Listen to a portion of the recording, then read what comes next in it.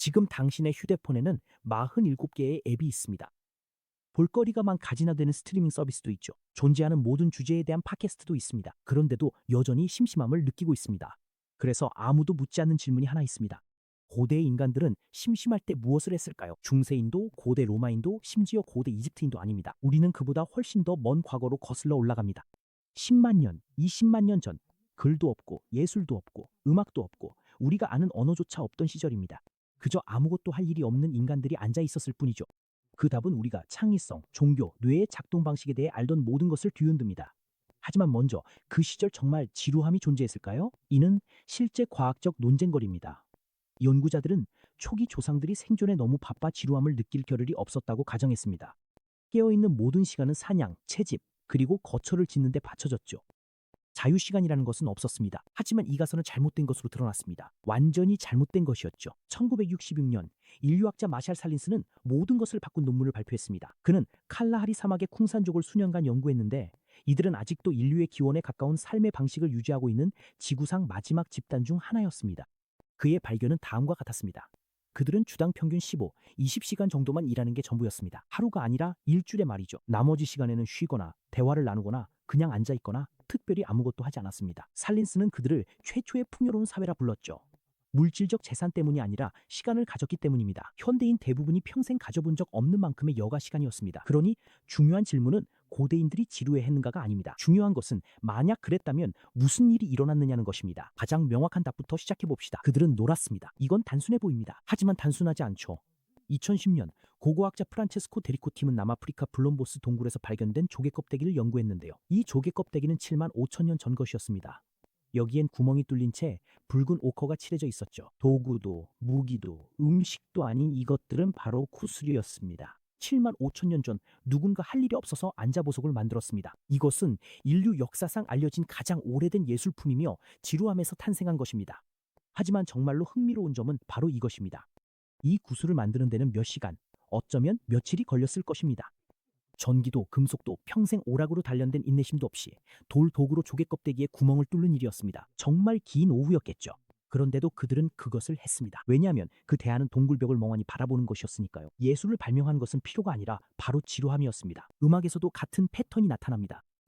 2008년 독일 남부의 한 동굴을 발굴하던 연구자들은 플루트를 발견했습니다. 그것은 독수리 뼈로 만들어졌습니다. 플루트에는 5개의 손가락 구멍이 있었습니다. 그 플루트는 4만 년이나 된 것이었습니다. 누군가 4만 년 전 농경도, 도시도, 우리가 아는 어떤 문명도 생기기 전 자리에 앉아 음악을 발명했습니다. 그가 그렇게 한 건 꼭 해야 해서가 아니라 그저 오후에 시간이 남았고 새의 뼈가 있었기 때문이었죠. 알고 보니 음악은 뇌가 더 이상 처리할 게 없을 때 만드는 것임이 밝혀졌습니다. 음악의 기원을 연구하는 신경과학자 다니엘 레비티는 음악적 능력이 언어보다 더 오래되었다고 말합니다. 우리 뇌는 복잡한 문장을 만들기 훨씬 전부터 리듬과 멜로디에 맞춰져 있었죠. 리듬은 패턴을 인식하는 것이며 이 덕분에 우리는 생존할 수 있었습니다. 하지만 지루함은 예술과 음악만을 발명에 그치지 않고 훨씬 더 강력한 무언가를 낳았습니다. 바로 상상력을 발명한 것입니다. 이 점을 한번 생각해 보세요. 시간에 대한 개념이 없으면 지루함을 느낄 수 없습니다. 지루함을 느끼려면 이 순간이 너무 오래 지속되고 있다는 것, 다른 무언가가 일어날 수도 있다는 것, 미래가 존재하며 현재보다 더 나을 수 있다는 것을 알아야 합니다. 지루함은 매우 실제적인 의미에서 뇌가 아직 존재하지 않는 것들을 상상할 수 있는 능력을 갖추었다는 첫 번째 신호입니다. 동물들은 인간처럼 지루함을 느끼지 않습니다. 주인을 기다리는 개는 지루해하지 않습니다. 그저 기다릴 뿐입니다. 개는 자신이 다른 무엇을 할 수 있을지에 대해 인식하지 못합니다. 하지만 10만 년 전 동굴에 앉아 아무것도 할 일이 없는 인간은 불을 바라보며 생각하기 시작합니다. 내일 사냥이 잘못되면 어떻게 하지? 밖에서 나는 저 소리가 포식자라면 어떻게 하지? 저 산 너머에는 무엇이 있을까? 우리가 죽으면 어디로 가는 걸까? 종교가 제기했던 모든 질문들, 철학이 던졌던 모든 질문들, 그리고 과학이 아직도 답을 찾으려 애쓰는 모든 질문들은 모두 같은 방식으로 시작되었습니다. 누군가가 지루해했고 그 사람의 마음은 방황하기 시작했습니다. 2013년 심리학자 샌디 많은 지루함이 창의성을 크게 높인다는 연구 결과를 발표했습니다. 그녀는 참가자들에게 전화번호부에서 번호를 베껴 쓰는 것처럼 자신이 상상할 수 있는 가장 지루한 과업을 시켰고 그 직후에 그들의 창의성을 테스트했습니다. 지루함을 느꼈던 그룹이 다른 모든 그룹을 훨씬 능가했는데 이는 지루함이 뇌가 스스로 자극을 만들어내도록 강요하기 때문입니다. 그리고 뇌는 그냥 내버려 두면 정말 놀라운 존재입니다. 하지만 고대 인간들이 지루할 때 했던 또 다른 일이 있습니다. 그리고 그것이 가장 중요한 일이었습니다. 그들은 대화를 나눴습니다. 사냥도, 음식도, 물자 조달도 아니었습니다. 그들은 이야기를 나눴습니다. 인류학자 로빈 덤바는 인간의 사회적 집단이 자연스럽게 약 150명으로 제한된다는 사실을 발견한 바로 그 연구자인데, 수년간 인간이 중요한 이야기가 아닐 때 무엇에 대해 이야기하는지 연구했습니다. 그의 결론은 무엇이었을까요? 모든 인간 대화의 약 65%는 사회적 소문, 즉 잡담입니다. 누가 무엇을 했는가? 누가 무엇을 말했는가? 여러분 둘 다 아는 누군가에게 무슨 일이 있었는가? 이것은 시간 낭비처럼 보일 수 있습니다. 하지만 그렇지 않았습니다. 덤바는 언어 자체가 실용적인 정보를 전달하기 위해서가 아니라 사회적 유대를 맺기 위해 진화했다고 주장합니다. 언어 전엔 영장류가 털을 다듬으며 유대감을 쌓았고, 털 다듬기는 시간이 많이 들죠. 이건 1대1입니다. 한 번에 친구 한 명만 다듬어 줄 수 있죠. 언어가 털 고르기를 대신하게 됐습니다. 이제는 한 번에 3명, 10명, 혹은 모닥불 주위의 그룹과도 유대감을 쌓을 수 있고, 그 자리에 없는 사람에 대한 이야기도 가능해졌습니다. 한 번도 접촉해 본 적 없는 사람들과도 신뢰를 쌓을 수 있게 되었습니다.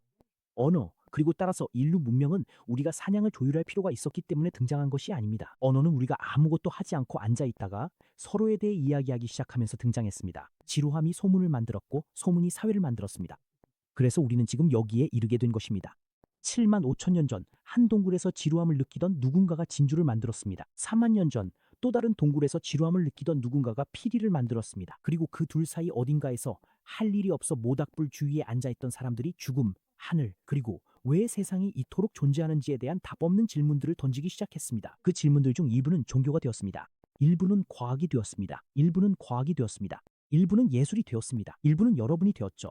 새벽 2시에 누워서 휴대폰을 가슴 위에 올려놓고 특별히 아무 생각도 하지 않는 그 순간 말입니다. 이것에 대해 아무도 이야기하지 않습니다. 현대 심리학에는 지루함을 완전히 없앴을 때 일어나는 현상을 설명하는 용어가 있습니다.